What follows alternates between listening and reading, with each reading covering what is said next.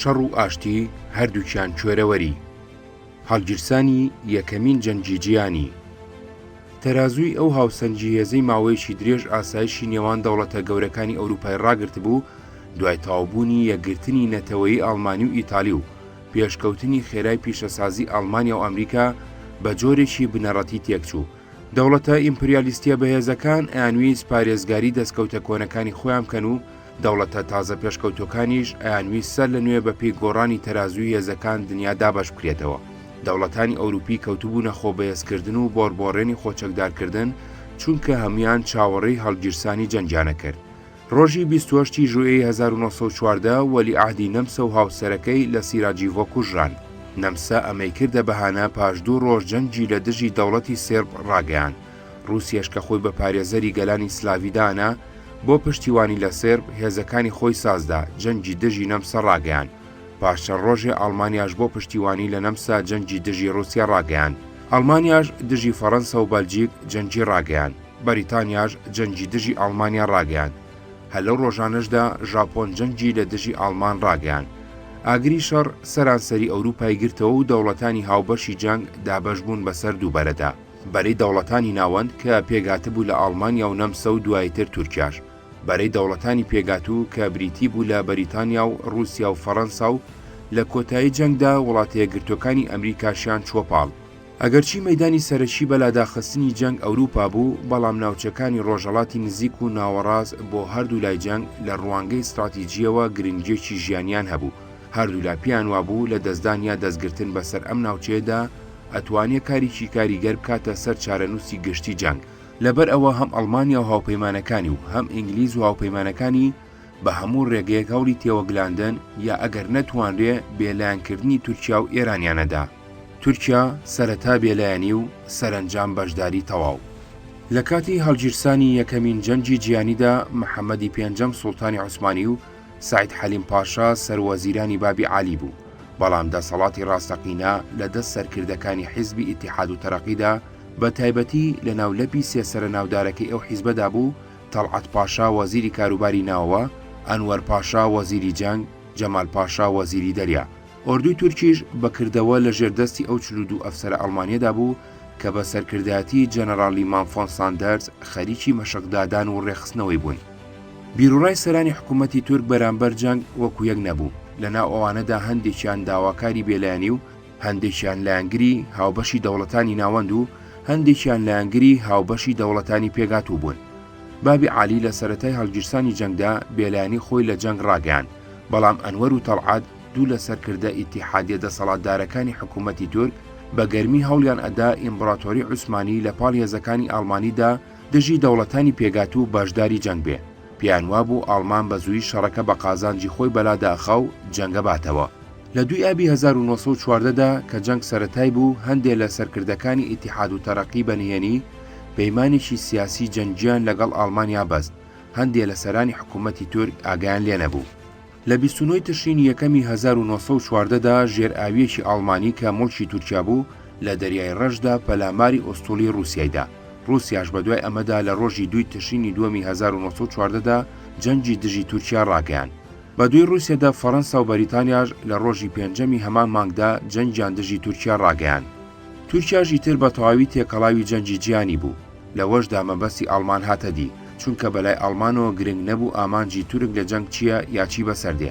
گرنگ ئەوە بوو تورک گوشار لەسەر ئەو کەم کاتەوە، بەشێکی هێزەکانی ڕووس و ئینگلیز لە مەیدانی سەرەکی ئەوروپا دەربێنێ و بە مەیدانێکی لاوەکیەوە لە ئاسیا خەریکیان بکا و ئاسایشی ڕێگای هاتوچۆی ئیمپراتۆری بەریتانی لەگەڵ هیندستان بخاتە مەترسیەوە. ئەڵمان بۆ ئەوەی کەڵکی تەواو لە هاوکاری تورک وەربگرێ داوای لێکرد بوغازەکان لە ڕووی کەشتیڕانی هەموو دەوڵەتانی ترادا بخات و ئاوڕێکانی قەناتی سویس و عەدەن ببڕێ و پەلاماری قافقاز بدا و بەشێکی هێزی رووسی خەریک بکە. خەلیفەش جیاد لە دژی دەوڵەتانی پێگاتوو ڕابگەێنێ. سەرکردایەتی ئەڵمانی لەلایەکەوە هەندێک دیبلۆماتی کارامەیدانا بۆ کاری سیاسی و دیبلۆماسی لە تورکیا. لەلایەکی ترەوە هەندێک ئەفسەری بە توانای ناسراوی هەڵبژارد بۆ ئەوەی دەست بگرن بە سەرماشێنی جەنگی تورکدا. ئەفسەرانی ئەڵمانی لە پلەبەرزەکانی ئۆردوی تورکدا کەوتنە کارکردن.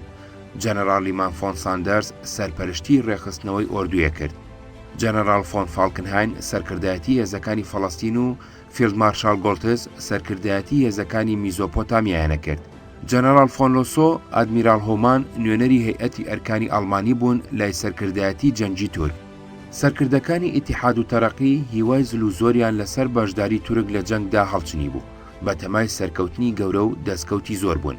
ئامانجە سیاسی و جەنگیەکانی تورک لە بەشداربوونی جەنگدا بریتی بوو لە یەک ڕزگارکردنی ئیمپراتۆری عوسمانی لە نفوزی بێگانە و پەرەپێدانی فەرهەنگی تورک، دوو سندنەوەی میسر و قوبروس و ئەگەر توانرا لیبیا و تونس و جەزائیر، سێ ئازادکردنی ناوچە تورک زمانەکانی رووسیا وەکو قافقاز و تورکستان و گرێدانی بە تورکیاوە، چوار پەرەپێدانی نفوزی خەلیفە لە سەرانسەری وڵاتانی ئیسلامدا. ئێران بێلایەنیەکی ڕێزدێنە گیراو. لە کاتی هەڵگیرسانی جەنگدا دیبلۆماتەکانی ئەڵمان، ئینگلیز، ڕووس چ خۆیان ڕاستەوخۆ چ لە ڕێگەی دۆست و لایەنگرە ئێرانەکانیانەوە هەوڵێکی زۆریاندا بۆ ئەوەی ئێران لە شەڕۆ بگلێنن، بەڵام حکوومەتی ئێران بە سەرۆکاتی عەلا ئەددەولە بە ڕەسمی بێلایەنی ئێرانی بەرامبەر جەنگ ڕاگەیاند. هیچ دەوڵەتێکی بەشداری جەنگ ڕێزی ئەم بێلایەنیی ئێرانی نەگرت و حکوومەتی ئێران خۆشی ئەو هێز و توانایی نەبوو پارێزگاری خۆی بکە و بێلایەنی خۆی بسەپێنێ یا بپارێزێ. ئێران لەو کاتەدا هێزێکی چەکداری ناڕێک و پێک و لاوازیە بوو، خەزیێنەکەی خاڵی بوو، دەرباری قاجار لەو پەڕی فەساد و بۆگەنیدا بوو.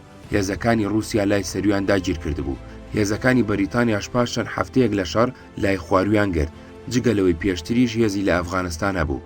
شوێنی جیۆپۆلۆتیکی ئێران وا هەڵکەوت بوو لە لای سەرەوەی هاوسنووری رووسی و لە لای ڕۆژئاوای هاوسنووری عوسمانی و لە لای ڕۆژهەڵاتی هاوسنووری دەسەڵاتی بەریتانی بوو. ئێران بەلایەنەکانی جەنگ دەورە درابوو. کە دەوڵەتی عوسمانی تێکەڵاوی شەڕ بوو، ڕۆژئاوای ئێران بوو بە یەکێ لە مەیدانە گەرمەکانی جەنگ. کوردستانیش لەباری جوگرافیەوە وەها هەڵکەوت بوو بێ ئەوەی دەست یا دەستکەوتی لە هەڵگیرسانی ئەم شەڕەدا هەبێ، بوو بە مەیدانێکی سەختی پێکادانی هێزەکانی هەردوو لای جەنگ بە تایبەتی ڕووس و تورک. کاتێ سوڵتان جیادی ڕاگەیان داوای لە هەموو موسڵمانانی دنیا کرد دژی هێزەکانی دەوڵەتانی پێگاتوو بجەنگن. ئەم بانگە لە ناو کورد و گەلە موسڵمانەکانی تری ئێرانیشدا دەنجیدایەوە، بەگرە تورک توانی کورد لە شەڕێکی خوێناویەوە بگلێنێ دژی گەلە مەسیحی هاونیشتیمانەکانی. ئۆردوی تورکی بێ ئەوەی گوێ بداتە بێلایەنی ئێران لەلایەکەوە لەشکرکێشی بۆ سەر قافقاز دەست پێ کرد و ڕژایە ناو ئەرزی ئازەربایجانەوە. لەلایەکی ترەوە کەوتە هاندان و یارمەتیدانی ئێلەکانی کورد و ئەو ئێرانیانەی لە دەست زوڵم و زۆری دەسەڵاتدارانی رووسی هەڵاتە بوون بۆ ناوخاچی عوسمانی بە ناوی جیاد و غەزاوە بەرەنگاری هێزەکانی ڕووس لە ناو ئێراندا بکەن. بەم بۆنەیەوە حکوومەتی ئێرانی کەوتە گفتوگۆ لەگەڵ کاربەدەستانی رووسی و عوسمانی و داوای لە رووسیا کرد سوپاکەی لە شارەکانی ئێران کێشێتەوە بۆ ئەوەی لایەنەکانی تری جەنگ بیانویان بەدەستەوە نەمێنێ لەشکر بێنە ناو ئێرانەوە. داوای لە عوسمانیەکانیش کرد ڕێگە لە ئاژاوە نانەوەی کورد بگرێ و لە سنوورەکانی ئەودا ئۆردو کۆنەکاتەوە. تورک ئەیوت ئەگەر ڕووس سوپاکەی خۆی لە ئازەربایجان کێشێتەوە ئەویش خواستەکەی ئێران بەجێهێنێ، بەڵام ڕووسەکان ئەیانوت ئەوان سوپاکەی خۆیان لە ئازەربایجان کێشاوەتەوە، جگە لە چەند دەستەیەکی کەم کە بۆ پاراستنی هاوڵاتیەکانی خۆیان کەسێکی تریان لەوێ نەهێشتۆتەوە. هیچ لایەکیان قازانجی لەوەدا نەبوو گوێ لە خواستەکانی ئێران بگرێ، بەڵکو هەردوو لە هەریەکیان بە شێوەی خۆی هەوڵی جێگیرکردنی خۆیدا. پلانی جەنگی تورک و مەیدانەکانی بۆ بەجێهێنانی و ئامانجەزلانی بە تەمای بوون، سوڵتان لە 23 تشرینی دووەمدا بانگی جیادیدا داوای لە هەموو موسڵمانانی دنیا کرد بەشداری شەڕ بن. سەرکردایەتی جەنگی تورکیش هێزی مرۆیی هەموو گەلانی تورکیای سازدا و سەربازگیری لە ناو مەسیحەکانیشدا کرد. بە هاوکاری و ڕاوێژی ئەفسەرانی ئەڵمانی پلانێکی جەنگی فراوانی دانا، هێزەکانی خۆی لە دوو مەیدانی سەرەکیدا بۆ هێرش سازدا. مەیدانی یەکەم جەبهەی سینا بە سەرکردایەتی جەمال پاشا و یارمەتی جەنەراڵێکی ئەڵمانی، ئەبوو قەناتی سوێس و میسر لە ئینگلیز بگرێ، میسر لە هێزی بەریتانی پاک بکاتەوە، لێەوە هەڵکوتێتە سەر سوودان و لیبیا و سەر لە نوێبیان خاتۆ سەر تورکیا. مەیدانی دووەم جەبهەی قافقاز بە سەرکردایەتی ئەنوەر پاشا و بە یارمەتی جەنەراڵ شیلیندرۆف، ئەبوو بەرەو ئازەربایجان و گورجستان و هەر چوار لای دەریای خەزەر بکشێ، بە هیوای ئەوەی گەلانی ئازەری، تورک، تورکمان، تاتار لە ژێردەستی ڕووس دەربێنن. نەتەوەی تۆران یەک بخرێتەوە و ساز بدرێ بۆ پێگەێنانی سوپایەکی چەکداری مەزنوو هەموو گەلە موسڵمانەکانی رووسیا و ئێران و ئەفغانستان و هیندستان بەرەو پیری بێن و بەدەنجی بانگی جیادی سوڵتانەوە دژی رووس و ئینگلیز ڕاپەڕن.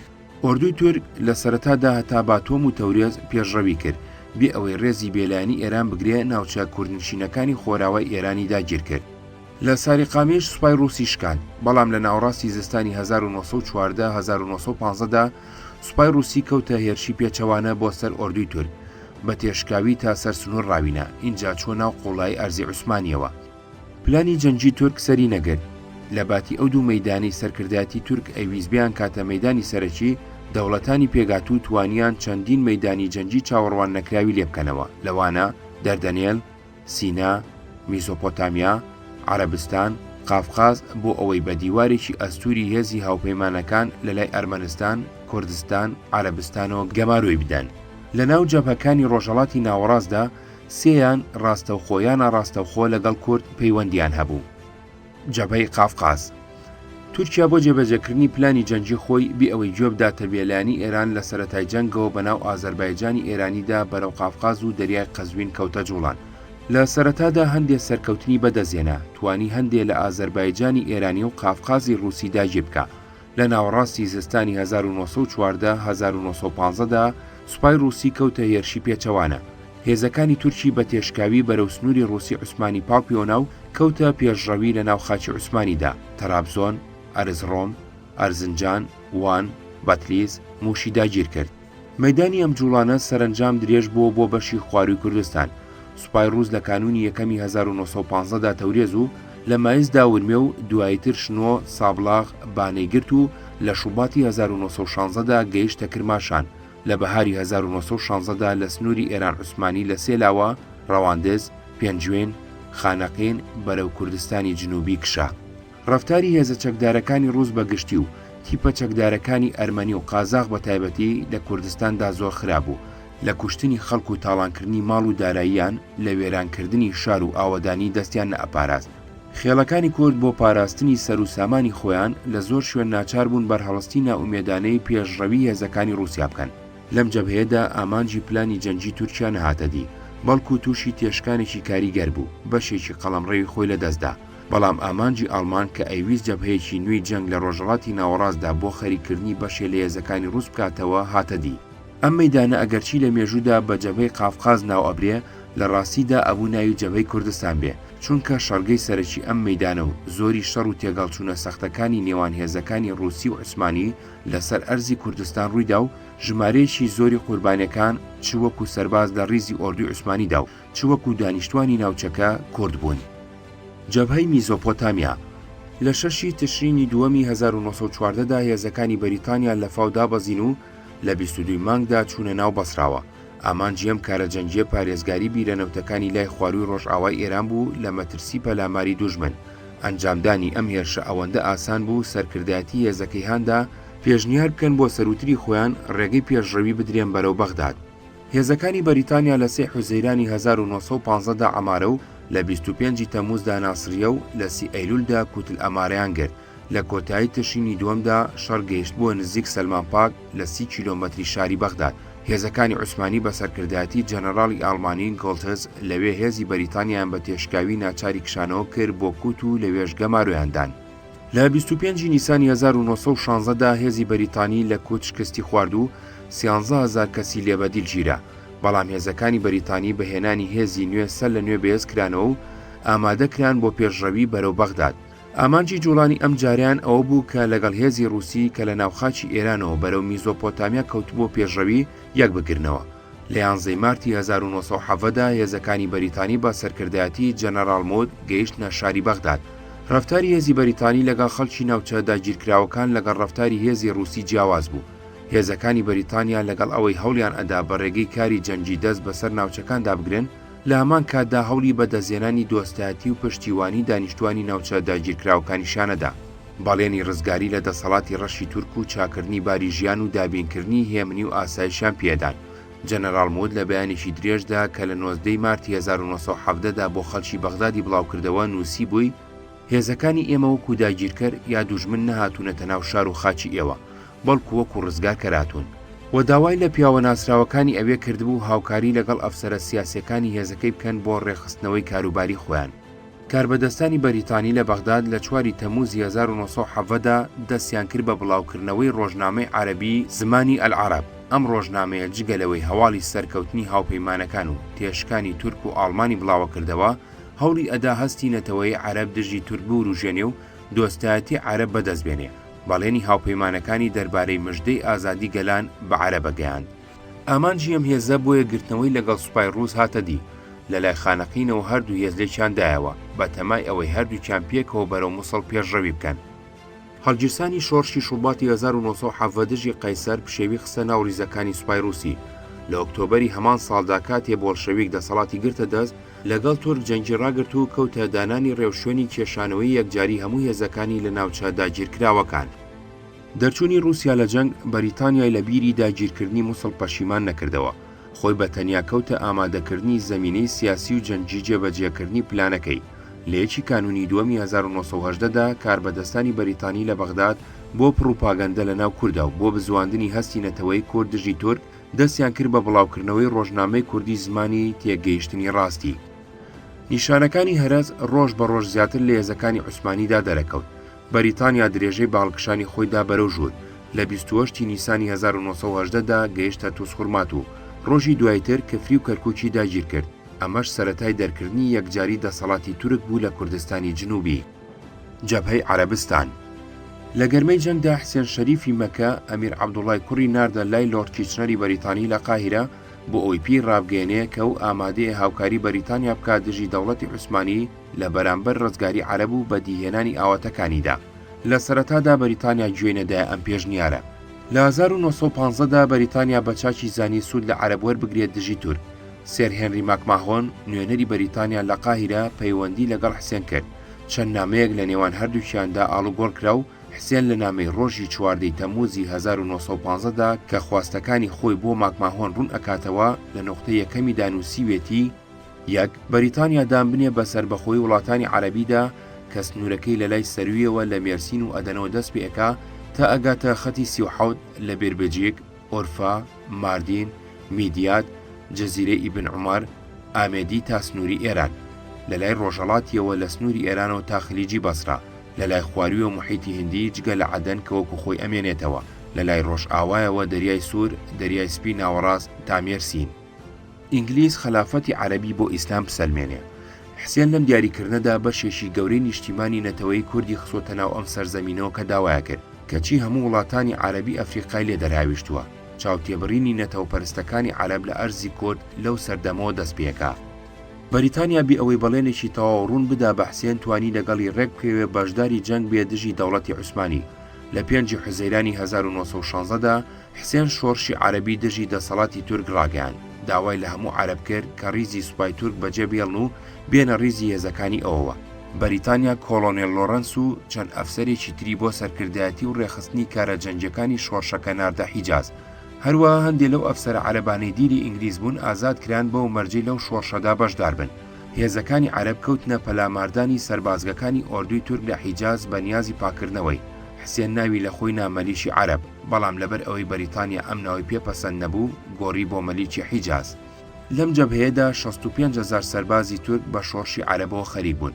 سەرنجام شۆڕشەکە ڕێی تەخت کرد بۆ دەرکردنی هێزەکانی تورک لە حیجاز و سووریا و فەڵەستین.